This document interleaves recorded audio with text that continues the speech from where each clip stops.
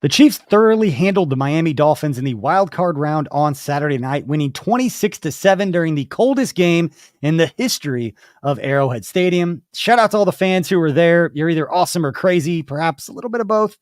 And just like most things, it depends who you ask on how you're viewed. If you were there, I personally love it. Hopefully everybody was safe and stayed warm. And we know two guys that were hot all night, Sneed and Trent McDuffie, locking up Tyreek Hill and the potent Dolphins offensive attack that led the AFC in both yards and points all season, and then shut out the lowest output of their season. We'll get into that and more. Plus talk a little Rashee Rice having the game of his career in the first playoff game of his career, going for over 100 yards, plus a ton more great stuff to talk through. The playoff battle-tested Chiefs team putting together their most complete win of the season to kick off the playoffs. It's exactly what we wanted to see as Chiefs fans. Let's talk about that and a lot more today on 10 Things. This is KC Sports Network, proudly presented by Emprise Bank. What's going on, Chiefs Kingdom? I'm BJ Kissel. Appreciate you for hanging out. Haley Lewis got the day off as she is actually traveling back from Arizona, but she'll be back for a special 10 Things episode on Wednesday. So be looking out for that. Make sure to hit that like and subscribe, whether you're watching live here on YouTube or Twitter, X, whatever you want to call it, or if you're listening to the audio after the fact. Please tell your friends about us. Leave a 5-star review on Apple Podcasts if that is your thing. We appreciate, again, whether you're watching live or listening to the podcast audio after the fact, here on KCSN, the highest ranked Chiefs podcast network now 2 years in a row. And that's because of all of you for supporting it, and the entire crew that we have putting in some phenomenal work. Make sure you go back and check the post-game show with the boys from the lab. Some good stuff last night. And again, hit that like and subscribe to show your support for some local kids trying to build a local company. And speaking of local companies, shout out Mission Taco Joint, a little taco time. They now have 3 locations in Kansas City and South Plaza, Crossroads, and Leawood. And you get 10% off your order every Tuesday by mentioning KCSN, and you can grab an any given holiday little bourbon drink while you're there, and you'll be helping support Braden's hope and their passion for pediatric cancer research and funding. So a lot of synergies there with a couple of our partners, and we appreciate, again, everybody for supporting the businesses that support us. So shout out to Mission Taco Joint. All right, everybody, let's get started. So much to discuss with this game. I mean, Andy Reid, frozen mustache. Tyreek Hill getting drilled into the ground off the line of scrimmage from Sneed. And he got lit up later in the game by Trent McDuffie on a quick pass. Charles Omenihu after the game showing some love to KCSN, tweeting at us that our guys know ball. Love to see it. Now, looking forward, before we start breaking down this game a little bit more, the Chiefs, they will either face the Buffalo Bills in Buffalo, likely next Sunday, or if somehow the Pittsburgh Steelers beat the Buffalo Bills, the Chiefs will be hosting the Houston Texans. So most likely scenario, the Chiefs going to be playing the Bills, and pretty cool. Sucks for the Bills, but the Chiefs will be on 2 extra days of rest. I'm assuming that game is on Sunday. I think they've already come out and said that. I think Tucker mentioned that earlier when we were talking before we recorded, but either way, the Chiefs are going to have a couple more days rest than the Buffalo Bills, who is likely their opponent. As that's the big storyline this week with the Buffalo Bills game getting moved. If you've seen any of the video, no chance that game was getting played. But for us, Saturday, Chiefs Dolphins, it was so satisfying to watch. Not going to lie. Arrowhead, rocking, swag surfing. Love to see it. Love to see Taylor Swift getting into it. I just pissed off like half the people listening. I'm sorry, but get over it. It's a big deal. And a lot of fun to watch, see her get into it with Donna Kelsey, everybody dancing. Shout out to Anna, Brad Young, everybody with the Chiefs 65 TPT team for keeping the crowd hyped and into the game during, again, the coldest game in the history of Arrowhead Stadium. Make sure if you're watching, whether you're watching on Twitter, whether you're watching on YouTube, send us your questions, your comments. Let us know what you're thinking about this game. If there's any stats, nuggets, things that we miss, please let us know about those. Let's get right into this. 10 things to know. It actually ends up being like 15. So I'm sorry, you're getting a bonus 5 things in this show. But shout out to the Chiefs for taking care of the Dolphins, giving us all another week of Chiefs football and the chance to talk a little trash to any Dolphins fans that you might have. But let's start with number 1, and that is Chiefs Dolphins ends up in the NFL record books for the coldest kickoff.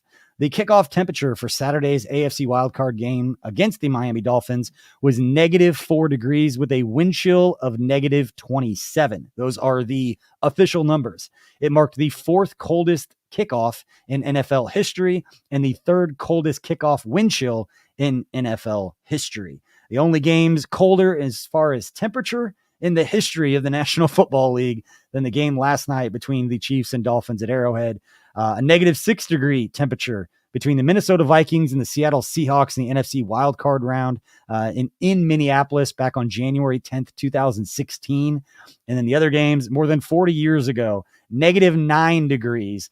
The Bengals and the San Diego Chargers in the AFC Championship game. That game was in Cincinnati on January 10th as well, back in 1982.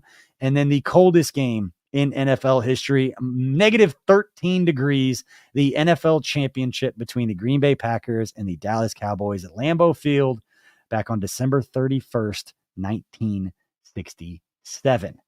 Either way, anybody who attended any of those games, shout out. You have my respect. I kind of considered going when the watch party got canceled that we were going to have up at the distillery, but fam didn't want to go. Kids didn't want to go. A little too cold for them. So respect everybody who was out there.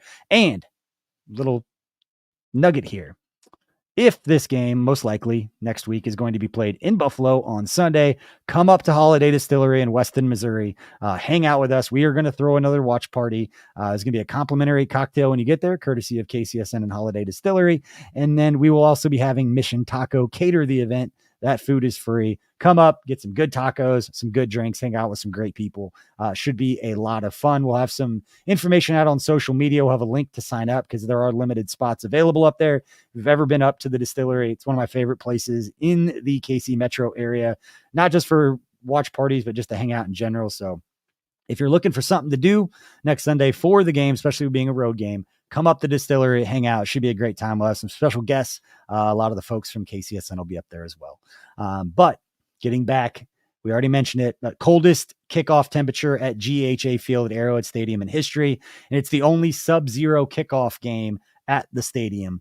The Dolphins, they played in the fourth coldest game at GHA Field at Arrowhead Stadium, going back to 1994 with a real temp of 10 degrees. That was back in 2000. And let's see here, 2008 was the second coldest game by wind chill since 1994. A lot of temperatures, a lot of negative, a lot of wind chill, a lot of whatever it was really freaking cold. So shout out to everybody who was there. I was like a little 8-year-old kid boiling water and throwing it outside of my house out in Overland Park and watching it disintegrate. Put it out on Instagram, put it one of the videos out on Twitter. I was having a grand old time messing around with that. I don't know what Tucker, and shout out Tucker Franklin for producing this thing. But I don't know what Tucker was doing with the cold, but I was acting like a child, throwing boiling water up into the sky. I was staying inside. You couldn't. I had to take my dog out one time. I took her out and it was rough. And I said, you know what? I'm just going to stay inside now. I didn't realize how cool it was. I'd never done it. I've seen videos of people throwing like boiling water into the air, but I had done it myself. So my wife showed me a Barstool Sports TikTok. It was an aggregated thing from somebody at the stadium, but they showed somebody pulling a bottle of water out of the fridge, holding it up, and then watching it free. Like that was crazy. As far as crazy cold videos that people had, the water bottle freezing in real time was nuts. But Science. Let's move on. Yeah, science nuts. All right, let's move on to number 2. Chiefs reached the divisional round for a 7th consecutive season. We talked about this all year with the Chiefs kind of having, quote unquote, a down year, particularly offensively compared to what we've expected, and not normalizing greatness and this golden age of Chiefs football and all those types of things that if you listen or watch this show, you hear these things a lot. It's stats and nuggets like that. Again, divisional round for the 7th consecutive season. And this is for a franchise that before that win in Houston, the playoff win before Patrick Mahomes, it was the Andy Reid, it was the Niall Davis kicking off the game down in Houston in the wild card round with the 100 and something yard kickoff return to start that game. That game and that win broke the streak for the most consecutive playoff losses in NFL history. They had 9. That would have been 10. They got that dub. That wasn't that long ago. The Chiefs couldn't get past the first round of the playoffs. A couple of those being divisional rounds, a lot of them in the wild card, but not normalize the fact that the Chiefs now 7 straight years in the Final Four in the AFC. And we know what they've done as far as hosting consecutive AFC championships. Still a chance that that could happen. Go Houston, assuming that the Chiefs end up playing the Bills. Houston beats the Baltimore Ravens which I think there's a better chance that Houston could beat them than if somehow the Steelers beat the Bills. Don't think they're going to then turn around and go beat Baltimore. I think there's a chance that if Houston plays really well and Baltimore struggles a little bit, that Houston could win that game. That's how the Chiefs would host the AFC Championship game for what is it, Tucker? 6 straight years? Just nuts. I think it's 6. Yeah, I think this year would be the 6th one. Yeah, I think it's been 5. This would be the 6th, but playoff. Yeah, let's shout out to the Chiefs players. It's the cool part of that consistent success. You start seeing your players that have been playing in all these games start hitting these NFL milestones for the most playoff games played, not just in franchise history. We know those are going to be dominated by basically the Andy Reid era here in Kansas City, even before Patrick Mahomes. Like we talked about that game down in Houston, Chiefs getting into the playoffs with Alex Smith and stuff. But several Chiefs players returned to the postseason scene while several others saw their first starts on Saturday night. Travis Kelce extended his franchise record with his 19th playoff start. Patrick Mahomes added a start to his playoff total. His 15 starts are the second most in franchise history. Chris Jones moved up to third in Chiefs franchise history with his 13th postseason start. Derek Nottie moved into a 4th place tie with his 12th starting nod. And then several Chiefs just moved up on the team's all-time postseason appearance leaderboard as well. Guys like Kelce, James Winchester, Harrison Butker, Chris Jones appearing in their 16th playoff game. Just a whole lot of fun to see these guys continually get to the playoffs, find success in the playoffs. And I think what we saw last night was a group that was able to mentally handle the conditions better than the Miami Dolphins. I think that was a storyline coming in. Not that the Dolphins players hadn't ever played in cold weather. They all played in different places in college. They'd all played in cold weather, but it wasn't something they were necessarily used to. And I will agree with that regarding they practice, they live in Miami. They're there most of the time. They're just not used to it like they may have been at different points in their careers. But again, getting back to the playoff games and most appearances, Travis Kelce with the most playoff starts and most playoff appearances in franchise history. All right, let's move on to number 4. This is a fun one. The Chiefs defense holding the Miami Dolphins to single digits. Chiefs defense held Miami to just 7 points in the game on Saturday night. And that was the Dolphins' lowest output of the season with just 7 points. First time they had been held to single digits all season long. Miami's regular season average was 29.2 points per game. That was good for second best in the NFL, trailing only the Dallas Cowboys. So it was the best in the AFC. And in terms of yards, the Dolphins led the NFL in the most yards. But that was the fewest points the Chiefs have allowed in a playoff game since they shut out the Texans in Houston, the game I was just talking about, back in the 2015 Wild Card round. That was January 9th, 2016. And it was the 7th time in Chiefs franchise history that they held an opponent under 10 points in a postseason game.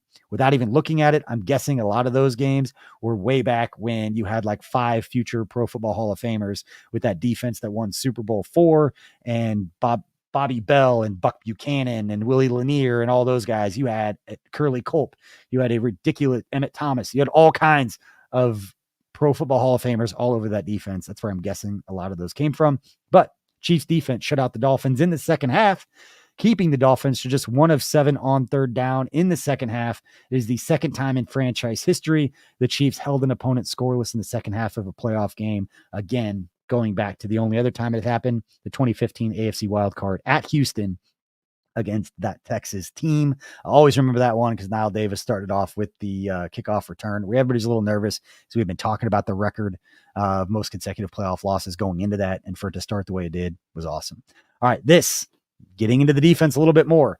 Next gen stats. L'Jarius Sneed. We're going to spend a minute talking about L'Jarius Sneed because that man gave us all a highlight. I know a lot of people on the box score, it's going to be about George Karlaftis getting his sack.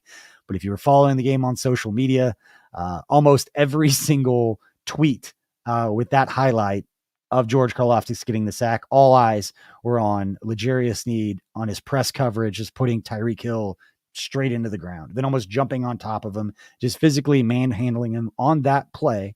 We saw Tyreek get loose. He got his a little bit, but overall, L'Jarius Sneed, Trent McDuffie, that was a masterclass. Sneed put him in the ground off press coverage. Then we saw Trent McDuffie on the quick pass to him out in the flat, get up into his face and just spear him right into the ground. It was a beautiful thing to see. But Next Gen Stats had this regarding L'Jarius Sneed. This is what they tweeted out. L'Jarius Sneed allowed just 2 receptions for 20 yards on 8 targets in the Chiefs' wild card victory over Miami, with including 4 tight window throws. And then across the 2 matchups this season against the Dolphins, Sneed allowed only a single reception on 8 combined targets to Tyreek Hill and Jalen Waddle. So those 2 guys specifically, L'Jarius Sneed absolutely locked up. It is criminal that man did not end up on the All-Pro Pro Bowl team, any of it. L'Jarius Sneed absolutely deserves it.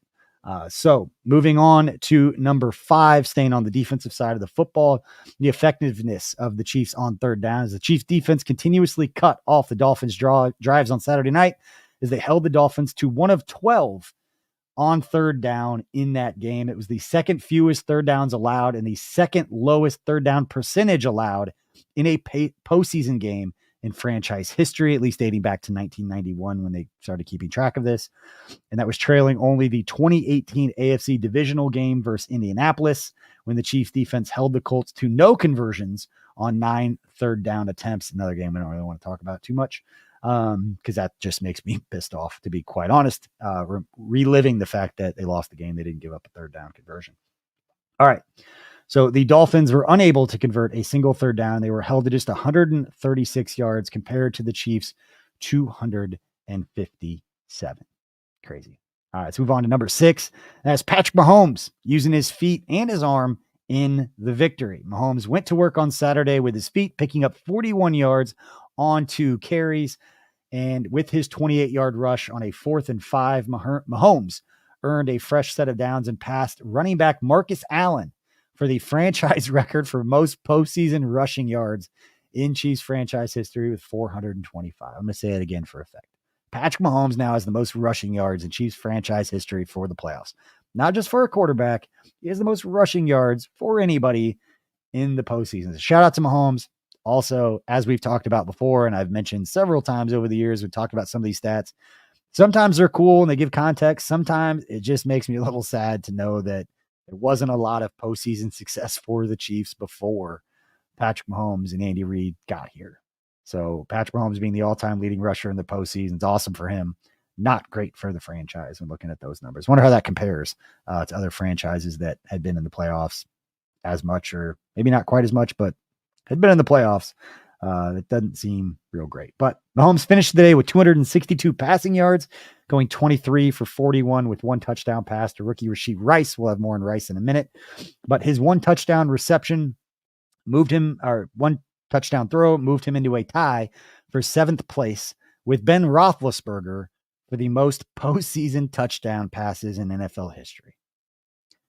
Patrick Mahomes is now 7th in NFL history for postseason touchdown. He is 28 years old. This man is going to shatter NFL records. And you're like, oh, well, we don't know what's going to happen in the future. As long as he stays healthy. It's like, oh, we don't know what's going to happen in the future. It could be a rebuilding. Last year was the rebuilding year. This is like the double secret rebuilding year, whatever you want to call it. And they're still getting it done in the playoffs. We saw, again, Chiefs' most complete victory of the season. It's exactly what we wanted to see. But Patrick Mahomes now needs 2 touchdown passes to pass Drew Brees for 6th all time and 5 touchdown throws to pass Peyton Manning for a spot in the top 5. All right. I need to gather myself for a second. Patrick Mahomes is 5 touchdown passes shy of entering the top 5 in NFL history for most postseason touches. Tucker, will you please come on the show for a second? Yes. Is that as crazy to you as it is to me saying out loud? Oh, another layer to it is he's 28 years old. Yeah. That's I know that I was looking some other things up on the other. He's already like soaring up charts and other statistics, which I'm sure you'll get to. But like the passing touchdown ones to me is quite jarring. He could get 4. Close. Yeah, he could get 4 passes and be in the top 5 because he'd be tied with Peyton Manning. Yeah. So I'm looking at the chart now. Most career touchdown passes in NFL history. No surprise. Tom Brady, number 1. Not even close. He's almost doubled up everybody. He's got 88 postseason touchdown passes. Second place, tied for second, is Joe Montana. Yep. With 45. Now, granted, Joe Montana played 23 postseason games. Right. Tom Brady played 48. So, like, it's just because he was there all the time. Yeah. But Joe Montana has 45 career touchdown passes in the postseason. Aaron Rodgers also has 45 career postseason touchdown throws. And then fourth place is Brett Favre. Okay. Fifth place is Peyton Manning. Sixth place is Drew Brees. And then it's Ben Roethlisberger, Patrick Mahomes. Patrick Mahomes has done this in 15 games. Wow. The games is when you add the context of the games to it. That's when it's like really, I think, jarring to the fact that he's just like he's doing it in less games than these guys. Like you mentioned the Tom Brady stats. Obviously, he's going to be the top in all these postseason stats because he's played like basically 4 whole seasons or whatever it is, just in postseason games. Yeah. But for Patrick to be, now his 15th game, he's played his 15th game, and to be talked about being within striking distance to top 5 in some of these categories is something that we should not take for granted in Kansas City. No, we shouldn't. It's not normalizing greatness. You can fancy it up however we want. But it's crazy that at the end of this postseason, maybe 1, 2, maybe 3 more games. I mean, this guy, 9 is probably a stretch in 3 playoff. I mean, averaging 3 touchdowns a game. It's possible. We've seen crazier, right? We've seen crazier things. We've seen him do crazier stuff. If Patrick Mahomes averages 3 touchdown passes and they get to the Super Bowl, whether they win or lose, he will be tied for second with Joe Montana and Aaron Rodgers. 9 touchdowns, he's second. Now, he'd have to average like 12 touchdowns a game to catch Tom Brady at this point, but Tom Brady played 48 games. Right. So, again, it's crazy to think and put in that kind of context. All right, last one before we'll take a quick break. And that is Travis Kelce racking up the catches. It's another one of the fun ones. Travis Kelce was effective on Saturday night, totaling 71 receiving yards on 7 receptions with a long of 22 yards. Now, I've got a thing at the end of this show, things I didn't like. The drops from Travis Kelce, didn't really love. McCole Hardman, didn't really love what happened there. But you can have Travis Kelce drop a few passes, and you can have McCole Hardman misread a couple. He got held on the one. I get it. But you can have that happen when Noah Gray makes the play when his name was called, when Clyde Edwards-Helaire makes the kind of plays that he did when he caught the ball. And MVS, as much shit as he's gotten, he had 1 target. He caught the pass on a 3rd down that we needed him to catch. So as long as some of the other guys are picking up a slap, and obviously Rashee Rice, who we're going to get into after this break, getting it done, took the pressure off a lot of other people. But it's not like everyone has to be on. You just can't have everyone off in the ways that has happened before. So Noah Gray made a phenomenal catch. I'm not going to put it on the level of Nico Collins for anybody who watched that game, with his ability to kind of turn his head and make what was probably a less than accurate pass. Nico Collins, for him to turn the way that he did in the Texans game to make that catch, very similar to Noah Gray. I think Patrick Mahomes threw it on the wrong shoulder. And if not, it was just a great adjustment from Noah Gray to make that catch. But that was one of the weird plays in the game, I thought, where I was like, okay, these guys are stepping up. They're making plays around him. It's what you need to see in the playoffs, is where it's not all Travis Kelce. It's not all Rashee Rice. And when Kelce struggles a little bit, dropping passes like we saw, other guys step up and make plays. And again, Clyde Edwards-Helaire, I don't know if he had like 30 yards from scrimmage. His numbers weren't great. Obviously, he had the fumble at the end. But that was some pretty impactful 30 yards, especially 2 of his plays where it was all effort. You could see him fighting for extra yards. We're all watching on TV. It's a lot. These are the cool things about watching on TV as opposed to being there, is you can see the first down marker. You can see the second effort getting there. Sometimes, depending upon where you're sitting live at Arrowhead, it's hard to see that. But for all of us at home, we're fired up. He's getting everybody at home fired up. Talking about Clyde Edwards-Helaire at the plays that he made. But getting back to Travis Kelce, he now owns 140 career postseason receptions. Tucker, I'll bring you back on for this one. That ranks as the 2nd most in NFL history. Travis Kelce only trails Pro Football Hall of Fame wide receiver Jerry Rice for the NFL record for postseason receptions at 151.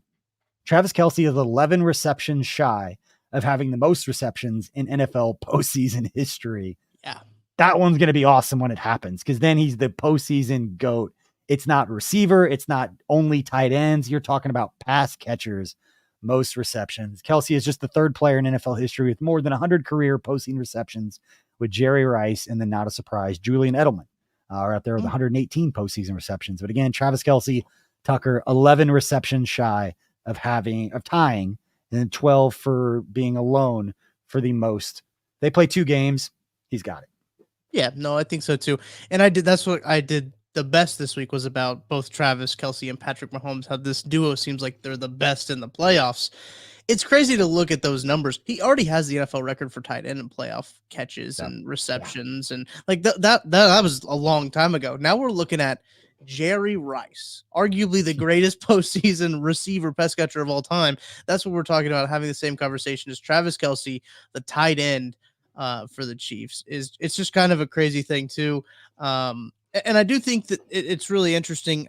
I'm going to look this up. I think they need one more touchdown to have the most between Patrick Mahomes and Travis Kelce. I think they need one more to get the most ever by a duo in the playoffs. So that's pretty neat. I thought too. Gronk would have been up there. Yeah. That's one to look up because I would have assumed that they would have been out there, but that is nuts. You look that up. We're going to take a 15-second break. We'll be right back. If you listen to the audio, it's going to be longer than 15 seconds. This is where we put in our licensing deal with Blue Wire to put in their ads. If you're watching on YouTube, we'll be back in about 15 seconds. Appreciate you all for hanging out. Thanks for listening to KC Sports Network. Make sure you download our new app. Find it on the App Store or Google Play. Just search KC Sports Network. All right, welcome back to the show. Appreciate all you for hanging out. Everybody's hanging out with us live, breaking down and learning some new stuff. A lot of this information's from Twitter, it's from Next Gen Stats, from Pro Football Focus. A lot of it's from the Chiefs communication department with the notes that they put out. Shout out to the PR staff for all the work that they put into this. But we'll get more into this. We're about halfway through. Again, appreciate everybody for watching live. You got any questions, comments, want to join the show, let us know. Tucker will bring those on. Next one, number 8, Isaiah Pacheco. He leads the ground attack. Pacheco led Saturday night's ground attack en route to the Chiefs 26-7 victory over the Dolphins, carrying the ball 24 times for 89 yards with a touchdown. Pacheco broke away for a 23-yard rush in the first quarter to put the Chiefs in the red zone. And then in the fourth quarter, Pacheco was able to punch the ball in for a touchdown on 3-yard rush after a direct snap to put the Chiefs up 26-7. Tucker, I do want to get your reaction on this because I've got maybe a kind of a hot take, and I understand. I'm going to clarify a little bit before I bring it up. Probably lukewarm by the time I'm done clarifying. I know Pacheco had more yards than Clyde Edwards-Helaire. I know that in general, he got the ball more, made more of an impact, but I can't remember any of the plays from Isaiah Pacheco in this game, but I can remember 2 plays from Clyde Edwards-Helaire because of when they happened and the time that they happened where he didn't think he was going to get the first down on key third downs. He got him. So awesome for Pacheco. He continues to be the workhorse for the Chiefs. It's great to see him run the ball 24 times. Surprised me with those numbers that Andy Reid and company stuck to the run. But talk about the running game. I can't not mention Clyde Edwards-Helaire. I've been a Clyde fan since the beginning. I never really cared when he got drafted or wasting the draft pick and all that, because once he's on your team, he's on your team. Yeah. He's not going to run away from anybody and breakaway speed. Pacheco doesn't really do that either. No, that's not Clyde's game. What it is, pushing the pile. It's all of a sudden a 5-yard game becomes a 12-yard game because you're bringing a little juice to the offense. It's catching a ball on the flat, fighting for a first down and continuing to drive. Those are 2 plays and things that I'll remember from Clyde Edwards-Helaire's performance, taking nothing away from Pacheco, but so it stands out to me. He's found a role too. And I think that's the biggest thing for him is he no longer has to shoulder the weight of, okay, I have to be a first and second down back.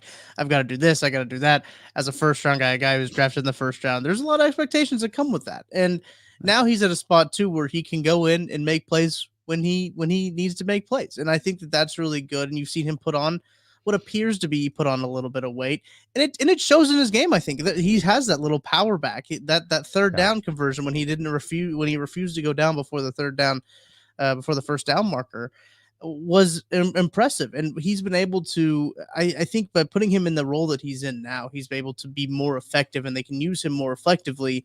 And with Isaiah Pacheco being that look, he's built to be a workhorse, right? He's built to take 24 carries. He's built to do all that.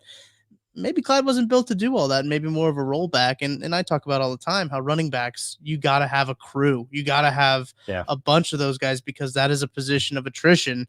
saw with Jerick McKinnon, you got to have about like 3 guys you trust to carry the ball and to get some carries and touches out the back there, because you're going to need every single one of them. But I really do like what Clyde has done, really not even just last week's game or like yesterday's game, but the last few weeks. He's really come into his role, and he's played really well. Love it. All right, let's move on to number 9. Speaking of love, can't believe it took us till number 9 to talk about this guy, but Rashee Rice making it his first career postseason game. Rice earned his first career postseason start, first game, and Saturday night's game. It opened up the Chiefs scoring, pulling in an 11-yard touchdown pass from Patrick Mahomes to put the Chiefs up 7-0. And with just over a minute left before halftime, Rice caught a 39-yard pass from Mahomes to put the Chiefs in field goal range, which kicker Harrison Butker converted to put the Chiefs up on top 16-7. Rice finished the day with 130 yards on 8 receptions, both game highs. Both marks are also the Chiefs' rookie single-game postseason receiving records. Rice's production tonight on Saturday night marked the 7th most receiving yards by a player in a postseason game in franchise history. Rice also earned the 6th place spot in league history for receiving yards in a playoff game by a rookie. Again, Rashee Rice, 6th place, 6th most receiving yards in a playoff game by a rookie. According to Next Gen Stats, Rashee Rice gained a career high 130 yards on 8 receptions, the 2nd most yards by a rookie in a playoff game since 2016. So all his other ones from way back when.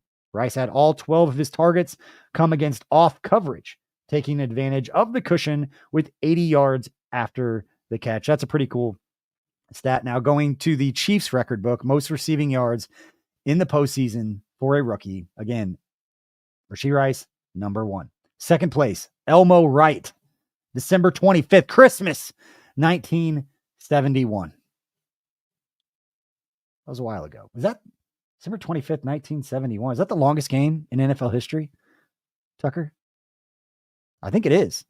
It was a Christmas Day game against Miami. I think it was 1971. I could be wrong. That's why we do these live, so everybody can tell me they're wrong while they're listening. But I think it was. Am I right? You're nodding. Nice. On top. I'm on it. That was good. All right, number 3. Most receiving yards in a playoff game in franchise history. That's a fun one. Isaiah Pacheco, 59 yards receiving. January 29th. This is for rookies, I should say. January 29th, 2023. And then Tony Hargain, January 2nd, 1993. I consider myself a pretty educated Chiefs fan. I'm sorry, Mr. Hargain, and to his family, but I've never heard of you. That's pretty cool that you're in the record books. Something to show your kids, and you're here on KCSN. Appreciate you. And then Chris Conley, January 16th, 2016. He had 33 yards in a postseason game. So, and then most receptions. I'm not going to run through all those. Still a lot of Rashee Rice, Chris Conley, Niall Davis, Mike Garrett, going way back. Dexter McCluster. We got a Dexter McCluster game here. January 9th, 2011. That was probably against the Ravens in a game that we were just happy to be there. There was no chance we were winning that game. For any Chiefs fans, remember that? That was very much we're not winning this, but man, we kept it close with the long Jamal run to get that one started. But anyway, man, we've come so far, Chiefs fans. Enjoy it. All right. And then the NFL record book for the most receiving yards in a postseason game by a rookie. The top spot is held by DK Metcalf, had 160 receiving yards in a postseason game his rookie year back in 2020. Jeremy Maclin. Andy Reid's part of that one. Jeremy Maclin, 146 yards on January 9th, 2010. Keith Jackson had 142 back in 1988. Keenan Allen back in 2014 had 142. And then Reggie Bush back in 2007 on January 21st had 132 yards, and then 6th place all alone right there. Our guy, Rashee Rice, January 13th, 2024, 130 yards. Pretty good. All right, number 10. It's back to the other side of the football. Talk a little Mike Edwards, as he immediately made an impact in his first postseason appearance as a member of the Chiefs. As the Dolphins were driving, Edwards put a stop to it with an interception of Dolphins quarterback Tua Tagovailoa. His interception Saturday night marked the 3rd postseason interception of his career. Edwards went on to have 2 tackles, 1 solo, 1 pass defense with his interception as he continues to step in for Brian Cook, and he is making plays. And shout out to Charles Omenihu, who he knows we know ball here at KCSN. He was the one who got into his face. They made a deal of it on the broadcast, like, look at how he got in his face. And don't get me wrong, Charles Mr. Menahu. I know you got in his face, but Tua's bailing too. Tua was not stepping into that throw. He wasn't so close that he couldn't, but Menahu was on his way there. He was going to make a play, but shout out Mike Edwards for continuing to make an impact for the Chiefs defense as he steps in there. Number 11, Nick Bolton, leading the tackling charge in his 7th postseason appearance, 6th start. Nick Bolton totaled 10 tackles, 5 of which were solo on Saturday night, led the team in both categories, as Bolton also recorded 1 tackle for loss. And with 10 combined tackles in Saturday night's victory, he tied his previous single-game postseason tackle high of 10, which also he did against the Jacksonville Jaguars last year on January 21st, 2023.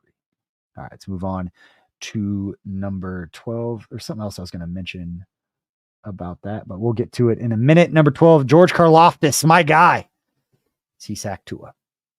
And the play that everybody was watching L'Jarius Sneed on the highlight. All right. With less than 2 minutes to play in the first half, Karlaftis sacked Dolphins quarterback Tua Tagovailoa for a loss of 7 yards, which forced the Dolphins to punt on 4th and 20.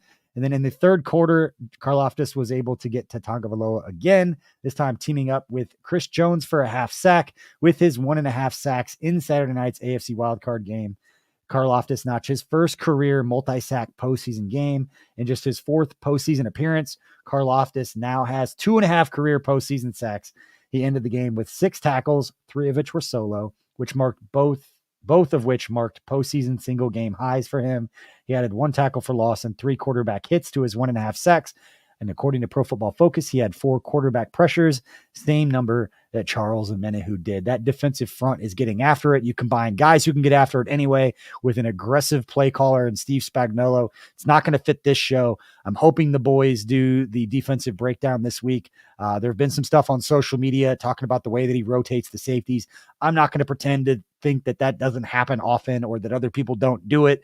Lab guys, I know, talked about it a little bit on the post-game show where you've got a 2-high safety look. They rotate down as if one safety's coming into the box and all they're doing is kind of going in a circle and they're going right back to the 2-high look, which apparently was what was confusing Tua. I don't know how common this is. I'm not going to pretend to know, but it's pretty damn cool when you watch it happen on the Next Gen Stats. Ollie Connolly was the one who put it out. You can go to my social media. I had a chance to post that on the interception for Mike Edwards. It's exactly what they did, where they started with a 2-high look. One safety drops down. I think it was Mike Edwards. He drops down like he's going into the box to cover the run, whatever. Tua reads that, and then Mike Edwards just continues on. It basically becomes the 2-high on the opposite side, doing a circle around. Pretty damn cool. And I'm hoping that it's the defensive, I have no idea why I believe this. I'm hoping it's the defensive version of something Spagnuolo saw from a defense in like 1930. I think that would be pretty cool if we get the same kind of thing. As the words come out of my mouth, there's no way they were rotating safeties like that, covering a passing game that was non-existent back in 1930. I have my producer shaking his head. This is why you get it live, folks. I just get random thoughts. We'll talk through it. I'm going to talk my way through it. All right, number 13. Chris Jones gets credit for the takedown. Jones teamed up with Karlaftis to sack Tua Tagovailoa for a 4-yard sack late in the third quarter, like we just talked about. That half sack gives Jones 2.5 postseason sacks for his career. That's interesting. Chris Jones, George Karlaftis both have the same number of postseason sacks in their careers. George Karlaftis, obviously in his second year, he had 2 quarterback pressures and 1 tackle to his night. Again, talking about Chris Jones. Pretty damn cool. All right, number 14, Harrison Butker. Stays hot, and he breaks a franchise record again. Harrison Butker kept up his momentum in the tough temperatures, converting all 4 of his field goals at temp on Saturday night, making them from 28, 26, 32, and 21. Not great for the Chiefs' red zone offense, let's be honest. We're really going to get nitpicky here, but it's good to know that your kicker can convert kicking an ice block. So that was impressive. He is in Butker, also added 2 PATs on the day with his 14 points on the night. Butker now owns 131 career postseason points and moved into 7th place for the most postseason points, regardless of position, in NFL history. That's cool. His 131 points also moved him into the 6th place spot in NFL history for most postseason points by a kicker. That means there's only one guy. Who's the non-kicker up here? Jerry Rice. Shocker. So top 7, 6 of them are kickers, and the most points scored in the postseason. The other one is not, is the greatest receiver of all time in Jerry Rice. His 4 made field goals for Butker sets a new franchise record for most field goals made in a postseason game. That's a little surprising. His 14 points tonight marked the 4th most points in a franchise history for a single postseason game. That's pretty crazy. That 4 field goals is the most for a kicker in Chiefs franchise history. That's another one of those, like, Yeah. is it sad or is it just kind of surprising?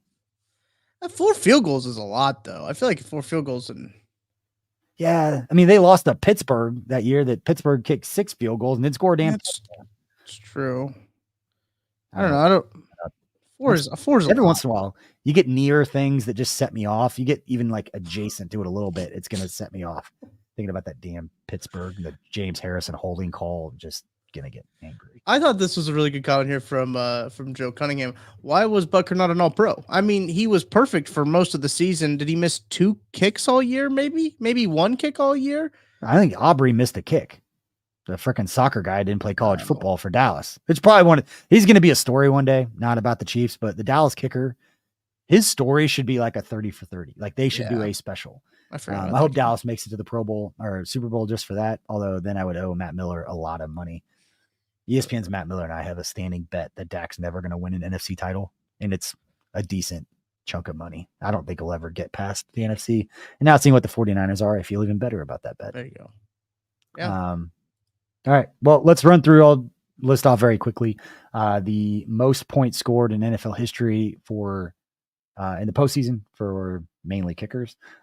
First place, not a surprise here. Adam Vinatieri is the most points scored in NFL postseason history with 238. Steven Gostkowski, also not surprising, 212. And then you have David Akers, Mason Crosby, Gary Anderson, going way back. He played forever. Dude kicked for 22 years. Then Jerry Rice and then Harrison Butker, and Harrison Butker passed both Emmitt Smith and Thurman Thomas in the game yesterday. And Robbie Gould, actually, he moved up quite a few with the 14 points that he had in that game. And then again, it's all the same guys that I just mentioned, less Jerry Rice as far as most points scored for kickers. And yeah, here we go. Most field goals made in postseason game franchise history. 3 field goals had happened, 8 times. 4 of those were Harrison Butker. And then you have a Nick Lowry, a Cairo Santos, a Ryan Suckup, and a Jan Stenerud, Hall of Famer. So yeah, the most points scored in a postseason game in Chiefs franchise history is 18. Happened 3 times. 2 players. Travis Kelce. That was a game. I don't even have to look that up. I know that was a game against the Texans when they got down so much that Kelce caught like 3 touchdowns in like 6 minutes, it seemed like, after the fake punt and then the fumbled kickoff. And the other 2 were both Damian Williams.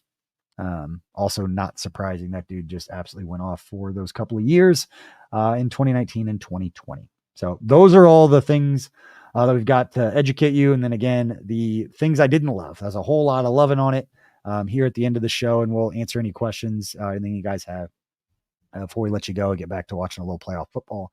But a few things I didn't love from the game. Again, Travis Kelce's drops, not what we want to see from him in a game that's going to be closer. We need him catching the football. Although, again, it was great that guys like MVS, Noah Gray, Clyde Edwards-Helaire, those guys stepped up and made the catches when they were needed. They weren't.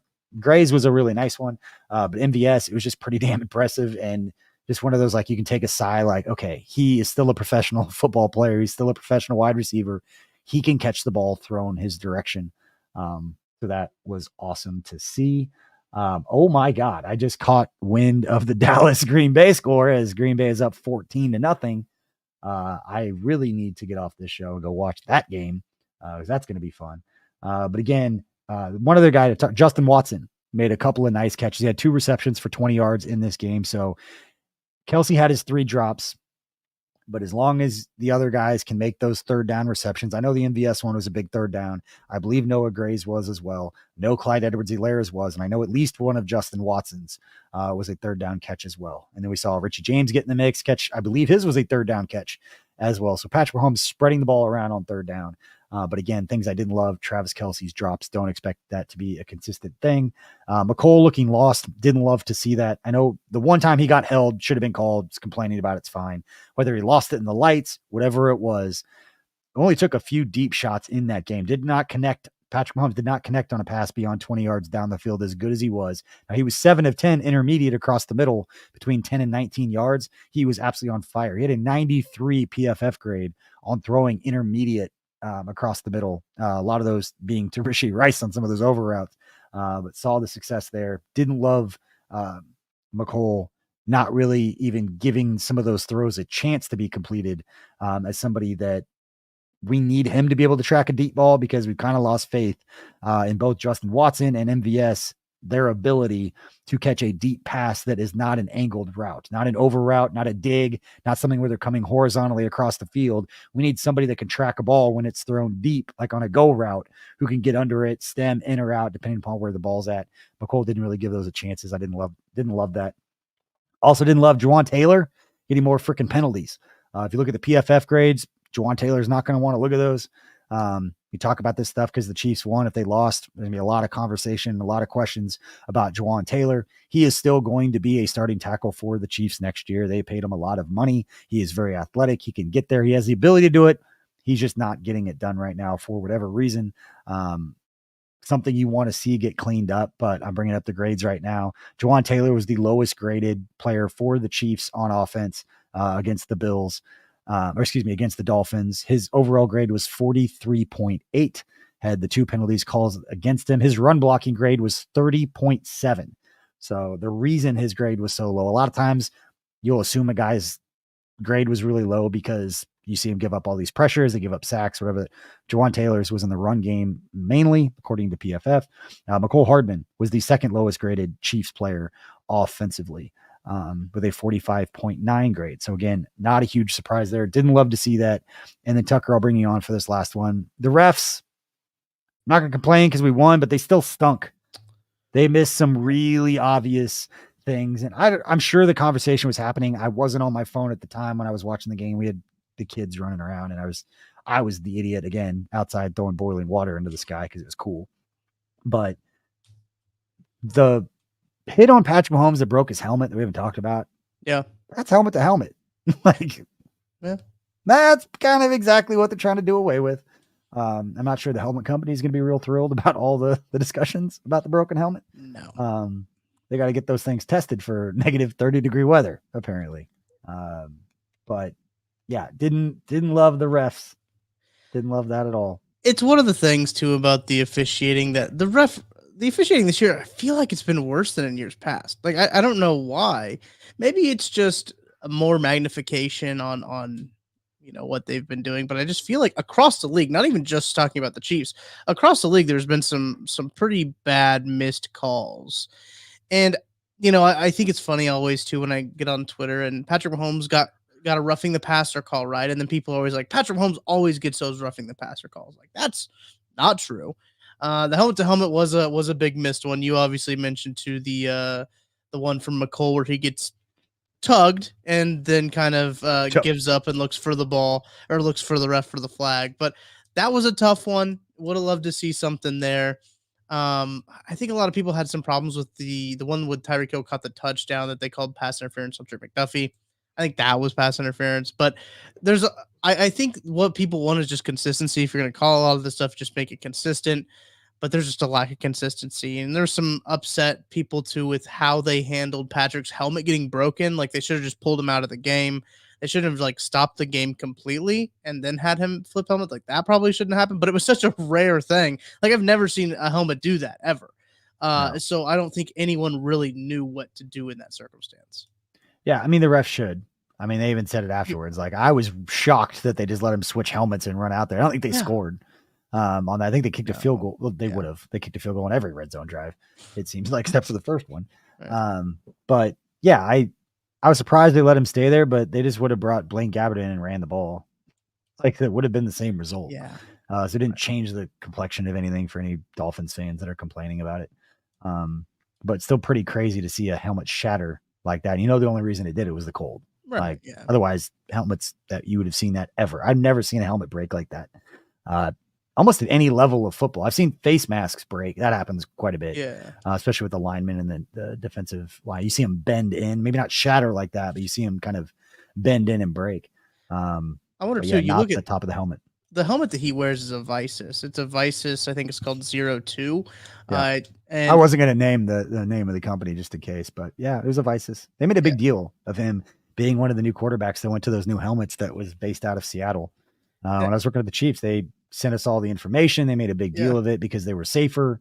And you can kind of tell which ones they are because they're the bigger, like they kind of space out. You can tell which players are using them. But yeah, I was expecting there to be some sort of PR statement or release from Visus saying. Well, if you look at the helmet too, the part where it cracked is like the part where it has like the mesh. It's not really mesh, right? But there's like holes right there. So I wonder if it was just like it was really cold and like that was just the weakest point of the helmet. Sure.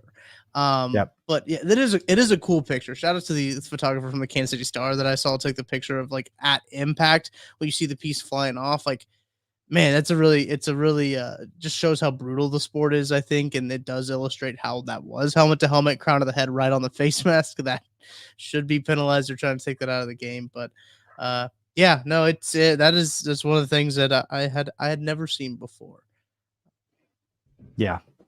All right, we're going to wrap this show up. Just get a couple of thoughts. If anybody in the comment section has any questions, anything that we want to have us react to, we can hang out here for just a couple more minutes and again get back to the old Cowboys and Packers. But while we're waiting for any questions or comments to come through, make sure if you're in the Kansas City area and you're looking for a cool place to watch the game, maybe try something a little different for the playoff game next week in the divisional round. Come up to Holiday Distillery with us. Again, we'll have Mission Taco catering the thing, have all kinds of drinks, all kinds of fun. They're going to have board games, bags to play inside. Well, it's going to be cold. It's not going to be like it was, I don't think. It'll be a nice balmy, like 20. I'm sure it'll heat up a little bit. But shorts weather. Make sure you sign up. There's limited spots that are available. The event center down there only holds so many people. But we've had 5, 6, 7 watch parties there over the last couple of years. And it is honestly like my favorite place to watch the game. Kent, Haley Lewis and I will be up there doing the post-game show, hopefully talking about a victory over the Buffalo Bills and what's going to be another bad weather game, regardless of what happens. There's no way it's going to be nice in Buffalo next week. I could say that much, but Trees with Leaves. Yes, I see your comment. Holiday Distillery. Yes. Some people call it McCormick. Some people call it Holiday. It's in Weston. If you're in the Kansas City metro area, depending upon what part of the metro, Tucker's up in like Iowa. So it's only 25, 30 minutes for him. It's about 40, 45 minutes for us out here in Overland Park in the south end of the city. But it's easy to get to. It's off the beaten path a little bit, but again, awesome space. Get a chance to hang out with some great people, some more subscribers and people with our stuff. So Trees with Leaves, dude, it will be at home against Houston. Is what Trees with Leaves have to say. You've got a lot of faith in the Pittsburgh Steelers without TJ Watt or an injured TJ Watt. Man, I would never put anything across Mike Tomlin. He's one of the best coaches in the NFL. I get that. I'm never going to put anything about Josh Allen has the ability to play a 4-5 turnover game. Like, pretend that's not possible. Don't think it's likely.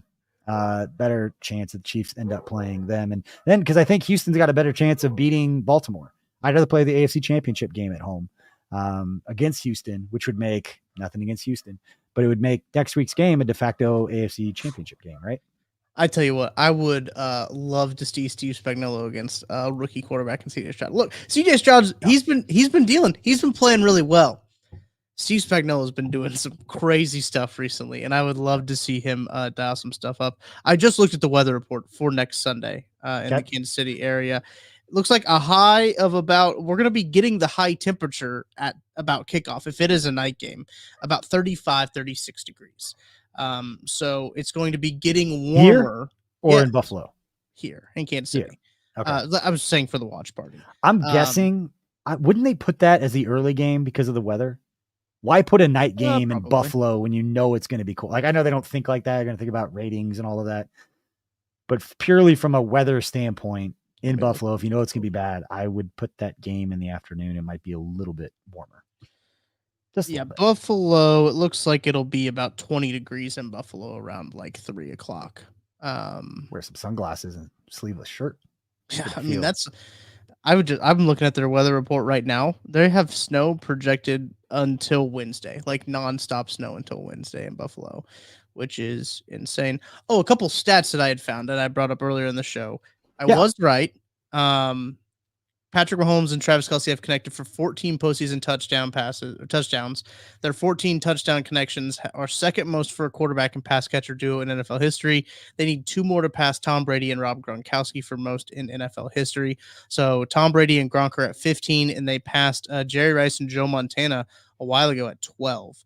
So they just need 2 more touchdown connections to be the most connected duo in NFL history. Also, in terms of wins, Patrick Mahomes, like when it comes to wins in the playoffs, is honestly quite insane when you start to think about. He's 8th right now, I believe, in playoff wins. 6 seasons as a starter, 8th in most postseason wins by a quarterback. He would be 3rd in playoff wins if they win the Super Bowl this year. So he would go from 8th to 3rd if they win 3 more playoff games. Nuts. I mean, that's passing. He'd only be second behind Joe Montana. He would pass Peyton Manning, Steve Young, Elway, Bradshaw, Roethlisberger, Favre. You're saying in postseason wins for quarterbacks that we're talking about? Yeah. And Brady. Right. Brady is at 35. Okay. And then Montana's at 16. Okay. Yeah. Yeah. That's where I was off. I knew it was 15 or 16 earlier, but yeah, good stuff. Again, we appreciate everybody for hanging out with this special episode of 10 Things. Haley will be back. We'll do another episode on Wednesday once we know who the Chiefs opponent is going to be. And we'll have another show. We have a special guest joining me from the KCSN World Headquarters tomorrow morning. Dustin Colquitt, former Chiefs punter, Super Bowl champion, is going to join us in studio to give his thoughts on the game, break it down a little bit. And then the lab will be going live tomorrow night. Only Weird Games has moved to Tuesday this week. They're going to go Tuesday afternoon because they would be during their normal recording time. They would be recording in the middle of the Bills playoff game. And we're going to wait so those guys can talk a little bit about who the opponent's going to be. So a little change to the schedule this week for KCSN, with the Only Weird Games guys going on Tuesday. But again, Dustin Colquitt and I will be there tomorrow morning, getting his thoughts on this game, breaking stuff down, and maybe announcing some things. We'll see how everything goes. But again, make sure to come hang out with us up in Weston, Missouri at Holiday Distillery for the divisional round next week. Most likely on Sunday against the Bills. But again, appreciate everybody for hanging out. Please tell your friends about us. Hit that like and subscribe if you're on YouTube. And if you're listening to the audio, please give us a review. Lets people find us some more. Does affect the algorithm. We appreciate those of you that are listening, have already done it, helping us 2 years in a row be the highest ranked Chiefs podcast network out there. We appreciate your support, and we'll see you all soon. Peace.